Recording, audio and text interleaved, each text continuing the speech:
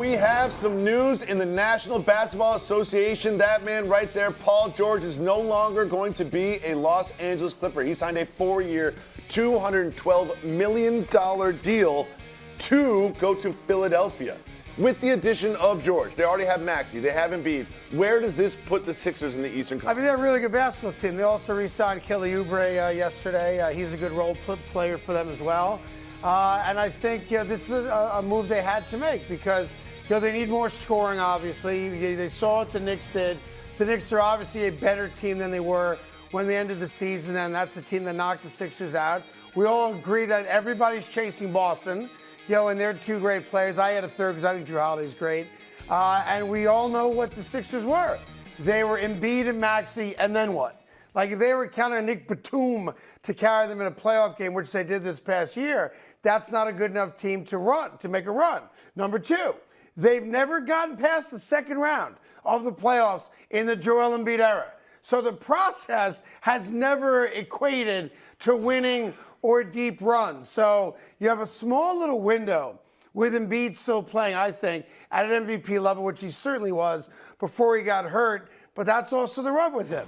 At what point this year is he going to get hurt? Because it is going to happen. And that's why they're trying to get themselves a bit of a scoring insurance policy by getting Paul George, who they clearly overpaid to get. They're going to hate this deal in year 3 and year 4 of it when he's 38 years old. But in the moment, right now, today, the Sixers nation has not had a lot to cheer about for a very, very long time.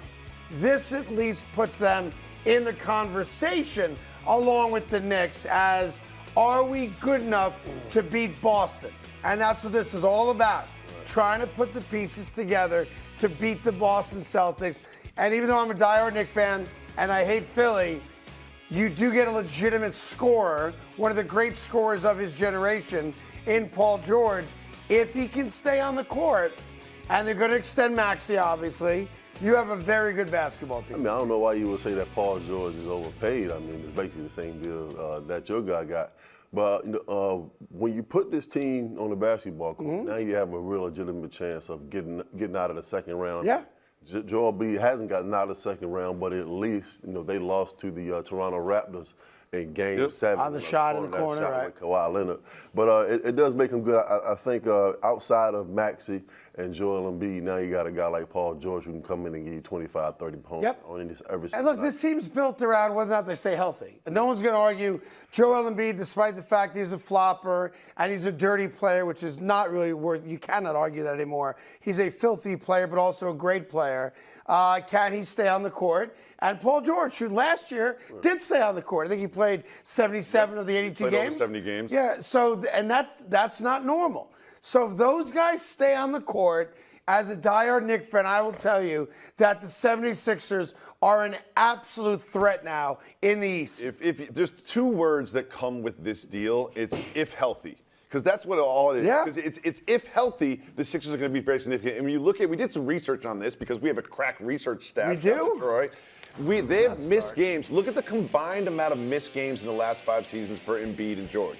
They just need to be on the floor. If they are healthy, you've got Maxey with the ball in his hands, you've got a wing, and you've got a center. You've got the 1, 3, 5 positions are absolute aces. That is a team that is going to be very difficult to contend with in a 7-game series if healthy. Yeah, but the issue is they're not going to be healthy because they never are. And I give it to, obviously I'm acknowledging that Paul was healthy this past year. So those numbers really, if you consider the fact that he only missed 3 or 4 games last year, look at those numbers the 4 years prior to last year. He missed almost 30 games a year on average. So we know about the injuries with him. We know about the injuries with Embiid. And I'm just going to say this, even though I happen to like Nick Nurse a lot, and I think he's a very good coach, and he's won a championship, so he brings that credibility to Philadelphia. You stink. You've stunk for a long time. You can't get past the second round. And I'll tell you something right now. I would love to play you in the second round next year because, again, you're not going to get past the second round. Be careful what you ask for. Bunch of jokesters in Philly. Look, one of my dearest friends has the most popular Sixers podcast on the planet. It's the Rights to Ricky Sanchez, okay? And he was actually my boss as well, Spike Eskin, Howard Eskin's son, down in Philadelphia. They are celebrating today like they won a championship. That's how pathetic it is in Philadelphia when it comes to basketball.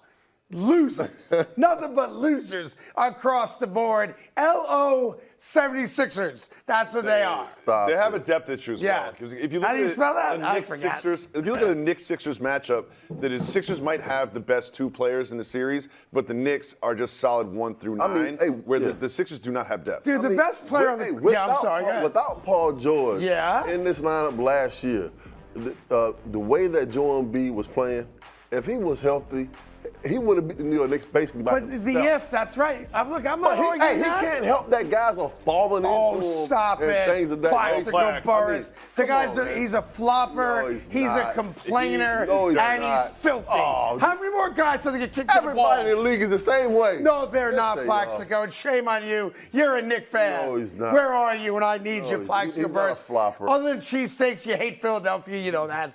And the reality of this, look, Philadelphia, and I was blessed to have had a part of my career in Philadelphia. I was on the radio from 93 to 97. I met my wife in Philadelphia.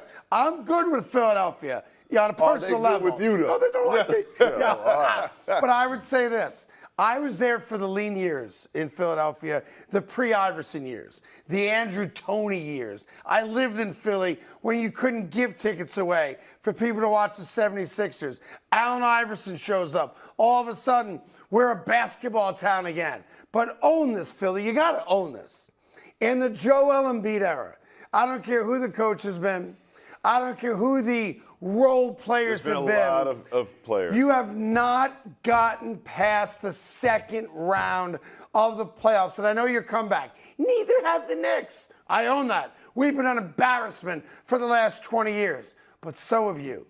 And getting a 34-year-old shooting guard at $53 million a year who barely ever stays on the court, if you think that's your answer to an Eastern Conference final. Woo!